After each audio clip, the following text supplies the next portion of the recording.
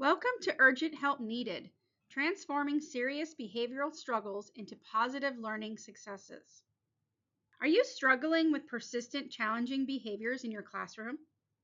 When these behaviors aren't effectively addressed, the impact can be significant for both educators and children. For educators, unresolved behavioral challenges can lead to high stress levels and, in severe cases, burnout. In fact, many teachers report leaving the profession due to burnout, often fueled by a sense of ineffectiveness. When it feels like students are out of control, not listening, or not learning, frustration can build, leading teachers to question their impact.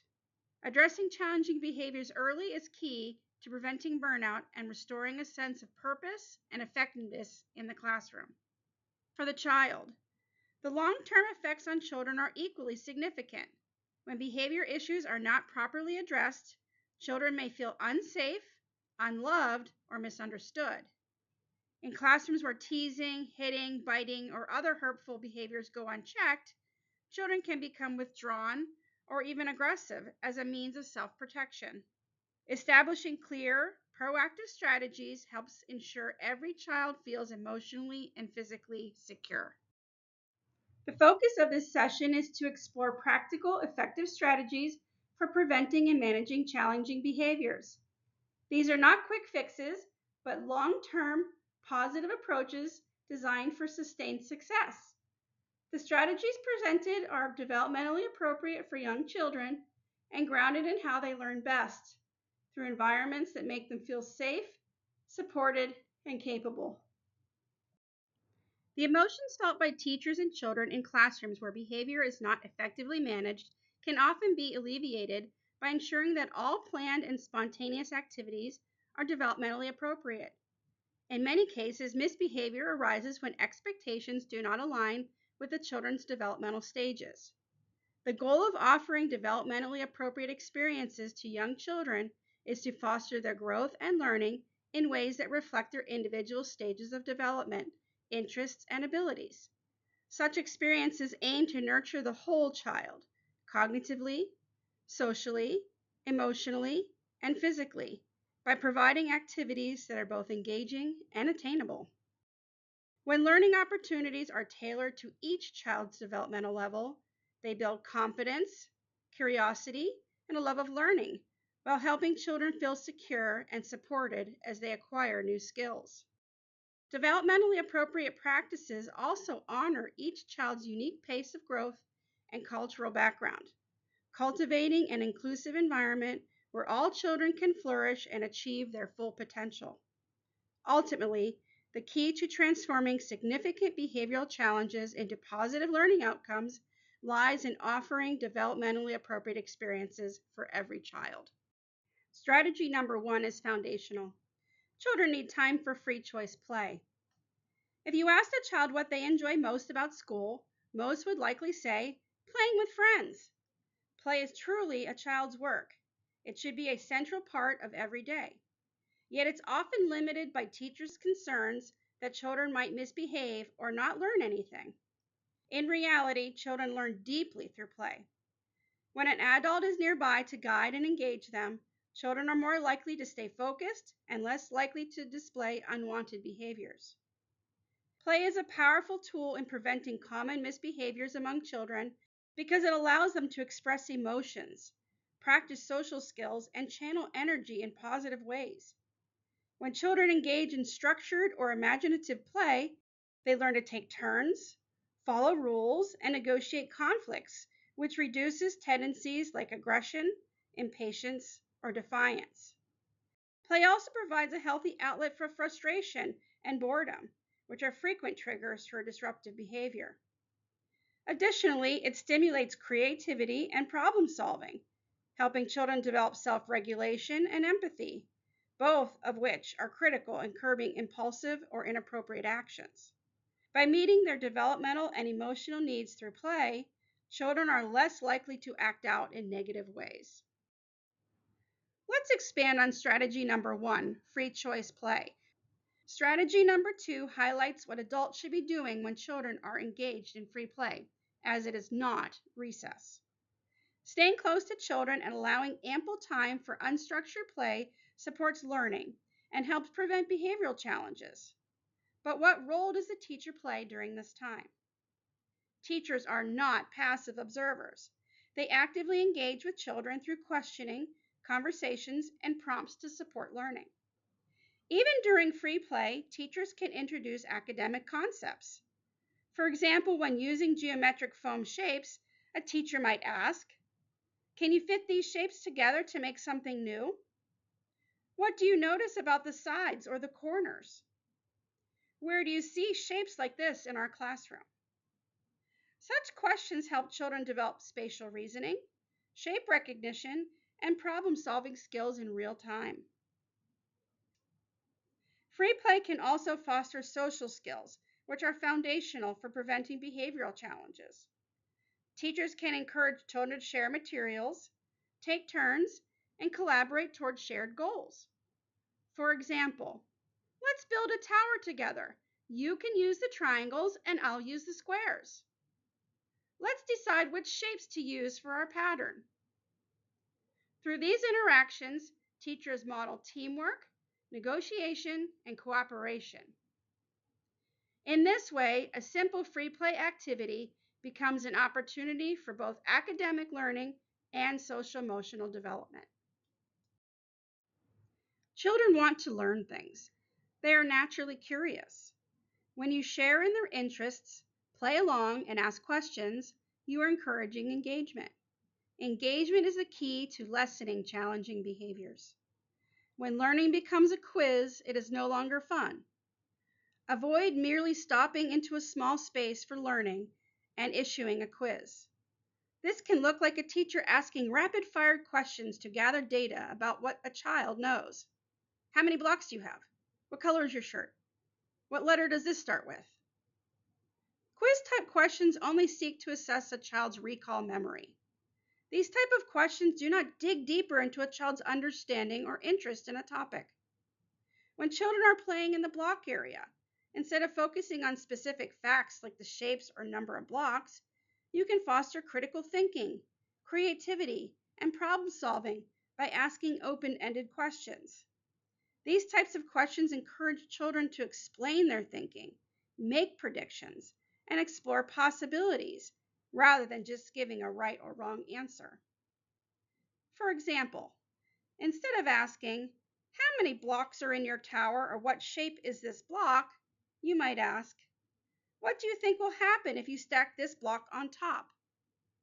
How could you make your building taller without it falling over? Why did you decide to put this block here? What else could we build with these blocks?" Open-ended questions like these promote conversation, collaboration, and reflection, helping children develop reasoning skills and a sense of ownership over their learning. Creating a sense of wonder helps children be curious and have a love of learning. Introduce new items to the classroom and discuss new and even far-off ideas. Consider how these questions promote a sense of wonder. What kind of house would a fairy or a dinosaur or a robot live in? What would you do if your crayons came to life? How would you make a dragon feel better if he had the hiccups? Children can understand big words when used in context or when defined. Each lesson plan, each play interaction can include an introduction to new language and big words. Engagement is the key to lessening challenging behaviors. Strategy number 3 focuses on what we teach young children. Consider the top 5 things you want children to take away from your classroom or center before moving on to the next stage of their education. Do your top 5 include life skills such as learning to be a friend, taking initiative, or becoming more independent? Or are they strictly academic, like knowing the ABCs, numbers, shapes, colors, and the calendar? In terms of importance, something like the calendar isn't essential for a child under 5, at least not above other skills. Yet somehow it became a standard part of daily lessons. What we teach truly matters. When children spend much of their day in childcare classrooms instead of the broader world, it's our responsibility to bring real-life experiences into their learning. Young children thrive when they can see how lessons connect to everyday life. For example, knowing which foods to eat with a fork versus a spoon is far more practical than memorizing the order of the planets. Could you even name them all today? And honestly, does that knowledge shape most of our daily lives? When planning lessons, think about the experiences children might have if they were accompanying a parent or guardian on errands. Include their interests as well. Ask them what they're curious about. For instance, if you're reading a story about dinosaurs, but the children are fascinated by the first snowfall outside, it might be the perfect opportunity to pivot and explore that real-world experience. When selecting broad themes, make them engaging and enjoyable.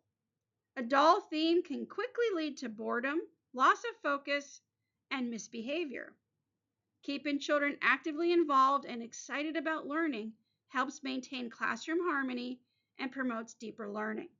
For example, simply focusing on the letter A for the week isn't enough to create a meaningful theme. Instead, letters can be integrated into broader topics like transportation, where you might highlight that airplane starts with A.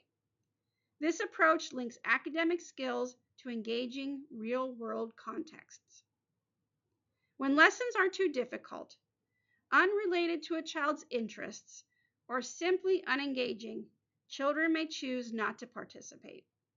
They might physically leave the activity, or if they stay, they may mentally disengage. It is then when challenging behaviors may start. In strategy number 4, we need to consider how we teach. It's just as important as what we teach. Teaching can occur in 3 main formats: whole group, small group, or one-on-one with a child.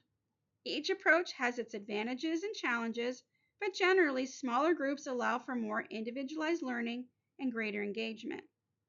When planning instruction, consider questions like, will all children be actively engaged, or will some have to wait for their turn? Are there children with varying abilities, where teaching the whole group might leave some bored or frustrated? Whole group activities should be designed so that everyone can participate meaningfully. Effective examples include circle time with dancing, finger plays, or brief story readings. Activities that are less suitable for whole group settings include having each child recite their address, list words that start with a certain letter, or listen to a lecture. These can result in long wait times. If one child takes a minute to recite their address, the remaining 19 children in a classroom of 20 could end up waiting a total of 19 minutes, which often leads to misbehavior.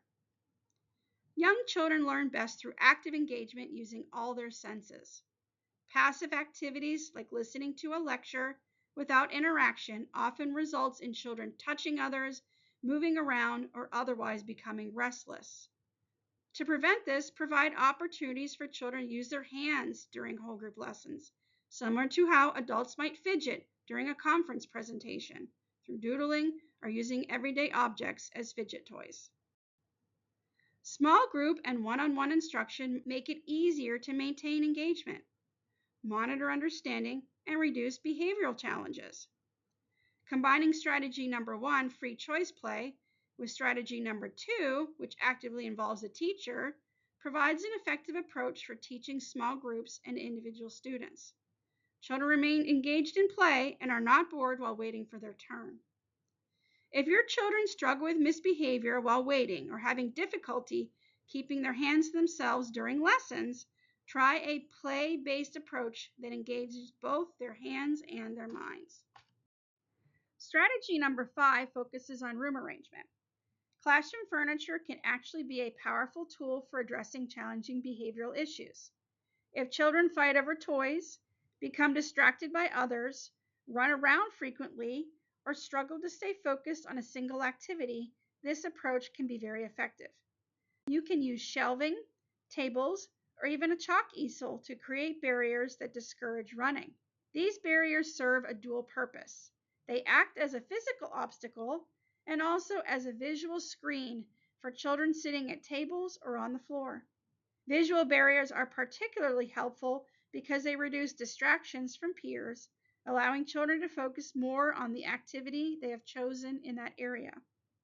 With this setup, children naturally spread out and are less likely to crowd into a small section of the room. Adults do the same instinctively. For example, when faced with a crowded outdoor patio and an available indoor dining area, most people will choose the indoor space rather than squeeze into the crowded patio, even on a nice day. Crowded spaces often lead to competition over limited materials, stress from a lack of personal space, and occasional conflicts. Just ask shoppers the day after Thanksgiving. By creating these defined areas, you can form small groups and designated spaces for play and learning. When teachers actively supervise, move around the classroom, and engage with children in discussions about language, math, color, shapes, or other explorations, learning can continue effectively. Meanwhile, children in other parts of the classroom remain engaged without waiting for their turn. Strategy number 6 is about the inventory of play materials during free play. If the right kind and the right amount of toys and learning materials are not on classroom shelves, children may exhibit some challenging behaviors. Because children learn extensively through play, classroom toys and materials should be intentionally designed to support learning. Through interactions with blocks, dramatic play items, science tools, math manipulatives, art supplies, language resources, and more, children explore concepts and develop essential skills. For example, 6 bins of Legos may help resolve conflicts, but if there is only one type of building material, children can quickly lose interest. Materials must also be developmentally appropriate. Preschoolers are sometimes given toys designed for toddlers or infants, which are neither challenging nor stimulating enough, often leading to boredom. Boredom can contribute to disruptive behavior, whereas offering a variety of play options encourages engagement and learning. On the other hand, giving infants and toddlers toys meant for preschoolers can be confusing and even unsafe, as younger children may not know how to use them properly. While providing a wide range of materials can result in more cleanup, teachers can support children by guiding or assisting with tidying up during transitions. Despite the extra effort, offering materials that may create a mess is preferable to limiting play opportunities, since the former fosters learning and engagement, while the latter may lead to disengagement and behavioral challenge. If children are not engaging with the toys you provide or are using them improperly, you may need to increase the number of toys or offer a greater variety. It's also possible that the toys are either too simple or too challenging for them. Challenging behaviors are common in early childhood settings and often prompt teachers to limit playtime. For instance, when children each have their own paper and crayons at a table, conflicts over toys are naturally reduced. However, always giving each child their own materials, be it crayons, a puppet toy, or a book, has drawbacks. Opportunities to teach sharing, patience, and taking turns are lost. In real life, we don't always get our own items. While a toothbrush is personal, a gallon of milk is shared. Avoiding conflicts entirely prevents children from learning these critical social skills. Here are strategies to promote sharing and cooperation. Don't make sharing mandatory all the time. Provide plenty of toys, including duplicates of popular items. Children can learn to wait their turn with guidance, but if 6 children are waiting for the same toy, frustration is inevitable. Set up the classroom to encourage small group play. Organize areas with shelves so toys are accessible, but in quantities for the number of children allowed in the area. For example, if a doll area accommodates 3 children at a time, ensure there are enough dolls for 3, not the whole class. This reduces the pressure to share constantly. If small areas are not established, all children may try to use the dolls at one time, creating unfair competition. Explicitly teach friendship skills and sharing skills. Use books, role play, and structured lessons to model how to share and cooperate. These social lessons are often more valuable than knowing the day of the week or the calendar date. A common mistake is removing a toy from the classroom when children fight over it. This often increases demand for the remaining toys, leading to more disputes, boredom, and overuse of what is left. Temporarily setting a toy aside to discuss fair use is fine, but permanently reducing the number of toys can exacerbate conflict. Consider this analogy. Imagine a neighborhood with 50 adults and only one car. People would fight over its use. And even with a sign-up sheet, long waits would cause missed work, appointments, and fun activities. The single car would also wear out faster than if multiple cars were available. Similarly, having too few toys in a classroom increases conflict and decreases opportunities for positive play. You may see that the common behavioral challenge of fighting can be reduced by adopting several of these strategies. The strategy number 7 concerns transitions. It is often a time of the day that teachers report challenging behaviors. Who actually enjoys waiting? Whether it's standing in line for a concert, boarding an airplane, or waiting for food at a restaurant, most of us find it frustrating. Even adults can become impatient if the wait is too long, often voicing complaints like, "We ordered our food an hour ago. When will the doors open?" Children have even less patience than adults. A few moments of waiting can make them restless, prompting them to find other ways to entertain themselves, often by running around or engaging in rough play. Waiting frequently occurs when children are in line, sitting at the table, or on the carpet waiting for an activity to begin. Planning for these waiting periods is essential to keep children engaged. For instance, when announcing cleanup time, let children know what they can do once they finish. Some children may finish quickly and wonder, "What's next?" Leaving them idle on the carpet is not productive. Providing options like reading a book, playing with a fidget toy, or joining a brief movement activity can help occupy them. It is also important not to transition children to the next activity too early. For example, having them wash their hands and sit at the table before the lunch cart arrives can create unnecessary waiting time. Transition should only begin when the next activity is actually ready to start. Keeping children busy during these in-between moments reduces the likelihood of misbehavior. Minimize downtime, engage children during transitions, and move efficiently into new activities to prevent challenging behaviors. Strategy number 8 acknowledges that young children may have a lot more energy than us, and they need an outlet for that energy. Behavior challenges that result from children not having an outlet for their energy include things such as climbing, roughhousing, wiggling, goofing off, and so forth. Children engage with the world using their entire bodies, which can sometimes make them appear busy, impulsive, or even rambunctious. At times, waiting for playground time can be challenging, leading to behaviors like throwing, kicking, running, or bouncing around the classroom. One effective strategy is to create an active space in the classroom where 1 or 2 children can take turns engaging in more physical play. This not only helps reduce disruptive behaviors, but also provides extra opportunities for children to develop and practice gross motor skills. Materials for the space can include bowling sets, cornhole games, softballs for rolling, catching, or shooting hoops with a small basketball hoop. Riding toys, balance equipment, and even stationary rocking toys can also help expend energy when the classroom environment is typically less physically active. Strategy 9 encourages teachers to focus on the positives and acknowledge that some behaviors are not negative in and of themselves. Teachers need help in finding ways to say yes to the things that children want to do. Do you find yourself repeating no to a child over and over, feeling like a broken record?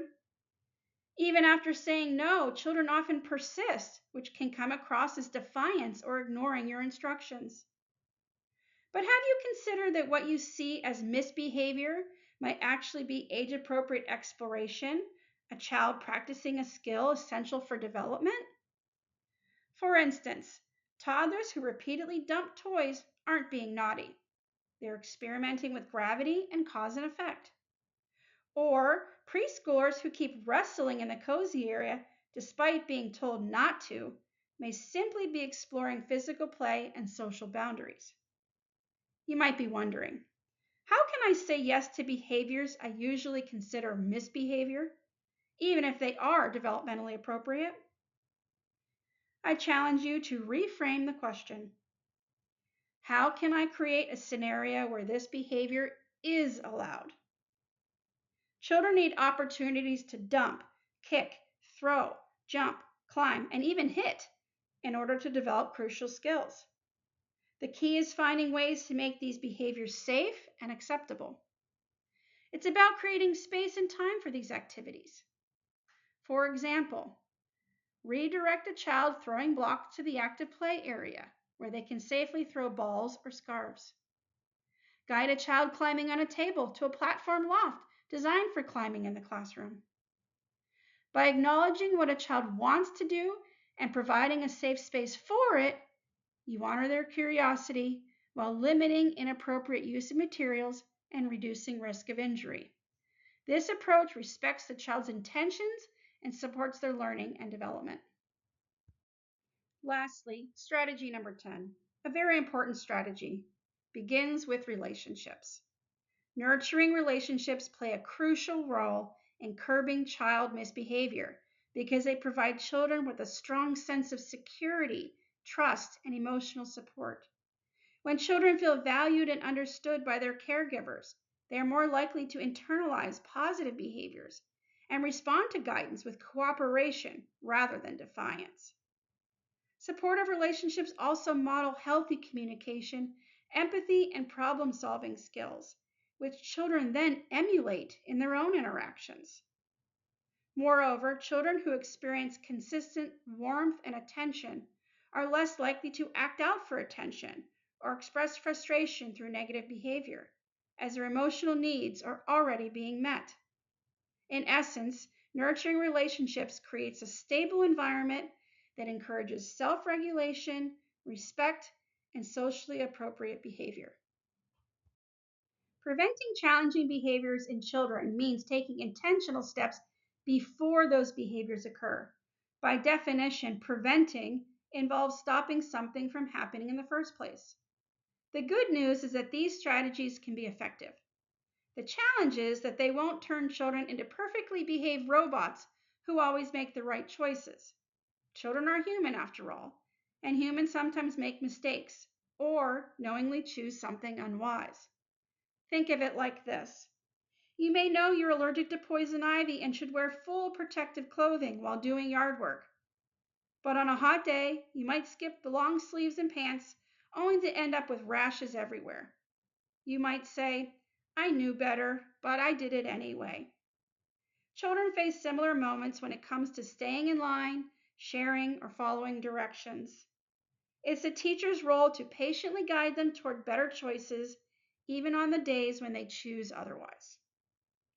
As you use these strategies, consider inviting a colleague or mentor to observe your classroom to help determine how well they are working. You may find that certain strategies need adjustment. Take time to reflect on what the classroom was like before and after you implemented them. And remember, these approaches require consistency. They won't be effective if tried only once or for a short time. It's steady, ongoing use that leads to meaningful change. You've got this. With commitment and consistency, both teachers and children will experience greater success and a more positive learning environment.